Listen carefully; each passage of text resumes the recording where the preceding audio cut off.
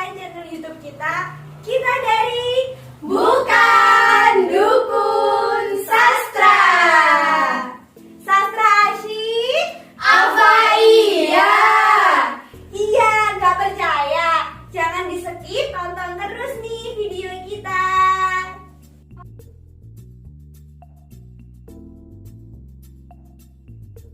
Ngomong tentang sastra nih, pasti yang terbenak di kepala kita sastra itu adalah puisi, prosa, drama, dan lain-lainnya. yang tentunya itu termasuk dalam karya sastra. Nah, menurut Mbak Salsa ini sastra itu seperti apa?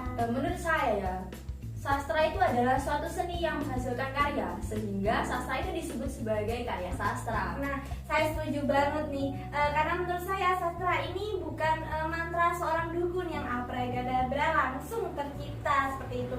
Karena menurut saya sastra ini membutuhkan proses, yaitu proses pengarang yang dilihat atau dialami secara nyata, fenomena, kejadian atau peristiwa di sekitarnya, sehingga karya sastra ini tercipta.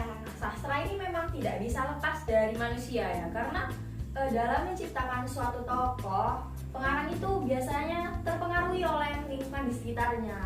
Gimana latar belakang pengarangnya, itu juga mempengaruhi kan bagaimana tokoh di suatu karya sastra itu terbentuk. Nah, saya setuju sekali nih Mbak. Contohnya buku yang saya baca ini, Filosofi Teras. Ya, ini tuh ceritanya tuh meskipun dari sampulnya ini Bapak-bapak ngopi. bapak, nah seperti itu, tapi ceritanya di dalamnya tuh belum bapak-bapak yang ngopi gitu. Nah, saat ini menceritakan tentang kebutuhan mental anak sekarang yang suka mengeluh, insecure seperti itu. Nah, ini tuh dulu saya beli tuh 100.000, kembaliannya micin. Micin ya, Cin? Iya. Beli di mana nih, Cin? Jangan endorse di sini ya, kita nggak buka endorse. Ya gimana ya Mbak, pembawaan saya tuh seorang selebriti yang dimana-mana tuh harus endorse.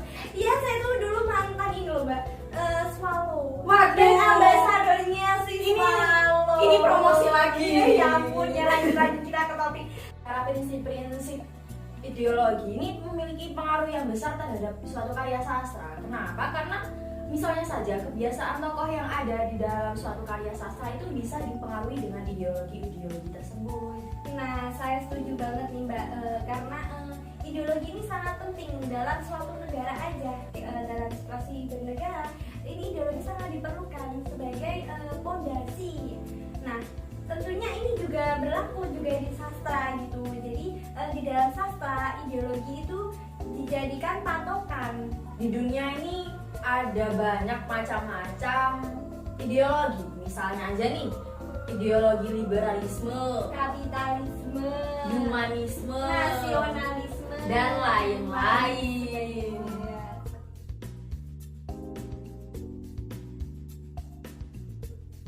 Nah, tadi segmen sebelumnya udah bahas tentang ideologi sastra, terus juga ada jenis-jenis ideologi sastra, ya kan? Iya. Nah, pada segmen sekarang ini kita akan bahas mengenai bagaimana sih implementasi karya sastra yang dibuat oleh pengarang itu dalam bentuk yang lain ya, misalnya animasi, terus ada Film kartun. Iya, film kartun juga.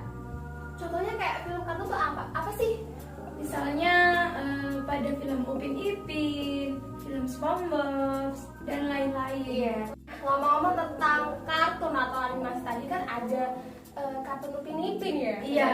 Nah, kartun Upin Ipin kan banyak sekali implementasi dari pengarang yang dimasukkan ke dalam setiap karakter atau tokoh-tokohnya nih. Nah, benar sekali. Iya. Gimana tuh ya, kayak gimana pendapat saudari Lela mengenai itu yang bisa dihubungkan dengan ideologi sastra? Nah, menurut saya nih pada film kartun Upin Ipin pada episode terutama pada episode Rajin Menyimpan Bijak Berbelanja ini, si pengarang ini mengimplementasikan banyak sekali ideologi ke dalam tokoh-tokohnya. Misalnya pada tokoh Esa, Nail, Tok Dalang, Jarji, dan Fizi. Nah, misalnya pada tokoh Ehsan. Nah, pada tokoh Ehsan ini diimplementasikan sebuah ideologi liberal. Nah, di mana Ehsan ini menganut kebebasan dalam berbelanja karena dia memiliki banyak uang. Iya, gitu. difasilitasi oleh Iya, oleh anak ayahnya. anak daddy banget. Iya, anak manja dia Iya, itu iya. Ehsan itu. Kayak hot daddy tuh nggak apa-apa ya. Iya. Iya, oke. Lanjut. Nah, yang selanjutnya itu ada Mail. Nah, di mana kan kita mengenal Mail. Mail itu rajin menabung, Iya. pintar berdagang. Nah, dia itu ditunjukkan pada menit ke-2 36 detik itu ia mengatakan bahwa ia tidak akan menghamburkan uangnya hanya untuk membeli sepeda rusak. Sorry. Sepeda Maksudnya, baru. iya sepeda Iya. baru karena sepedanya Mail itu udah rusak begitu. Nah, Oke. iya itu diberi ideologi konservatif di mana ideologi ini tuh mendukung keteraturan atau kestabilan pada tokoh tersebut atau yang dianggap normal gitu. Oke. Jadi Jamil teratur, Bani pintar nabung, pintar dagang. Iya, Wah, tidak pintar benar ya dagang. Mbak Elmi kalau udah Iya. dewasa. Saya kok masih TK aja ya Mbak Elmi. Ya cepat dewasa ya Mbak Elmi. Oke. Lanjut. Nah, yang selanjutnya itu ada Opah. Opah ini kan orangnya sabar, terus pandai dalam menasihati karena dia kan sudah tua ya, sudah berpengalaman banyak Iya. dibanding Upin Ipin begitu. Iya, benar. Nah, Opah ini diberikan ideologi berupa ideologi sosial karena dia itu relasinya dalam film itu tuh menonjol ya dalam masyarakat, dalam keluarga gitu. Nah, yang selanjutnya itu ada Jarjit sama si Fizi. Nah, Jarjit sama si Fizi ini itu diimplementasikan ideologi lumpen proletariat. Nah, Maksudnya apa tuh? Iya. lumpen proletariat itu tidak memiliki peran dalam hal itu, hanya luntang-luntung dan tidak berusaha untuk mengubah realita atau keadaan si Jadi kayak tokoh tersebut. orang tuh cuma ikut-ikut aja ya. Iya. Cuma melengkapi cerita Upin ini. Iya.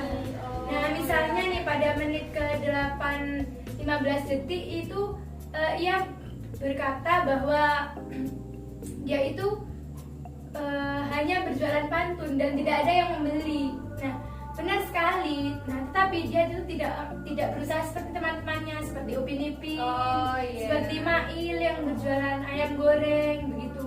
Mungkin jualannya tuh kayak guyon aja. Iya, jualan pantun. Iya, jadi gak ada niatnya gitu ya. Iya. Oke. Nah, yang selanjutnya itu ada Upin Ipin, di mana tokoh utama dalam film kartun tersebut. Iya, Iya. oke.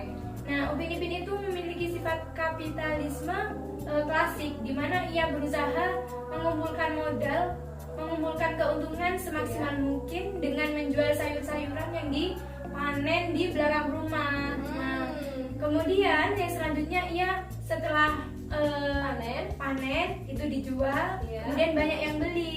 Nah, yang selanjutnya ia melakukan hal yang sama dengan Mail tadi ya, menabung. bukan dengan bukan. menjual kembali gambar-gambar. Oh, Nah, gitu. iya, hasil lukisannya itu ya. Iya, Nonton bisa. nih teman-teman. Nah, iya. Oke. Terus Nah, kemudian dijual dengan media yang berbeda, dengan media online. Nah, begitu, dengan dibantu dengan Kak Ros begitu. wah, Kak Aros ini kayaknya tipikal jahat tapi Perhatian, perhatian iya. ya sama adiknya, sama si Iya, dijualin dan laris. Wah, bagus banget nih. Oke, lanjutnya. Yang selanjutnya itu ada Kak Ros. Nah, Kak Ros ini juga merupakan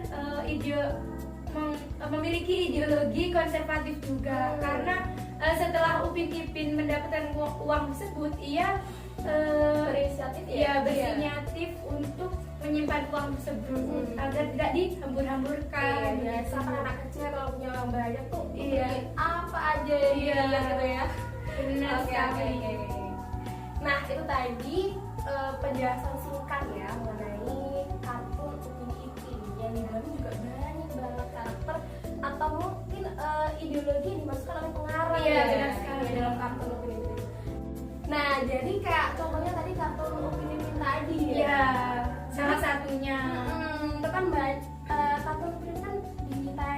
bebas ya di televisi nasional. Iya.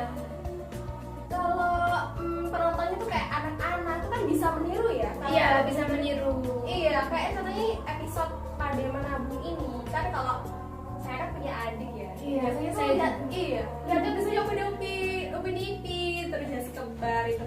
Kalau lihat tentang episode ini tuh pasti di benak anak-anak tuh, oh jadi kalau Upin Ipin nabung ini banyak ya uangnya, terus Iya. kayak Mail tuh pinter dagang, Pinter cari uang. Iya, Masih cari kecil. uang. Iya. Iya, jadi ada keterkaitan atau dampak yang ditimbulkan dari kartun Upin Ipin ini ke penonton yang melihat. Iya, benar sekali. Wah, bagus banget ya. Jadi seperti itu ya teman-teman.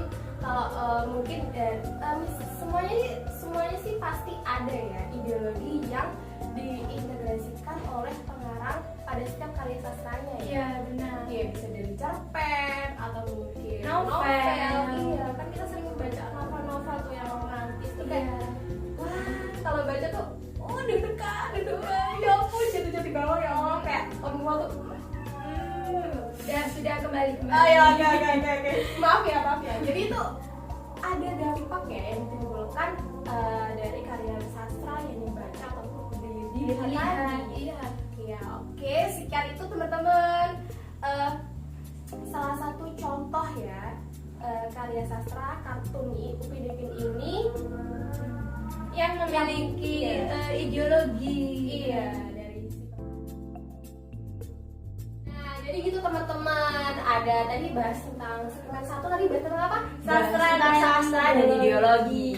Dan Iya. segmen 2 tadi membahas tentang analisis suatu karya sastra, yakni Ada animasi, film kartun Iya, Upin Ipin. Nah, jadi wah, dalam video itu tuh banyak banget ya yang pengetahuan atau mungkin referensi ya bagi teman-teman yang nonton ini gitu. Nah, saatnya sekarang kita undur diri dulu teman-teman.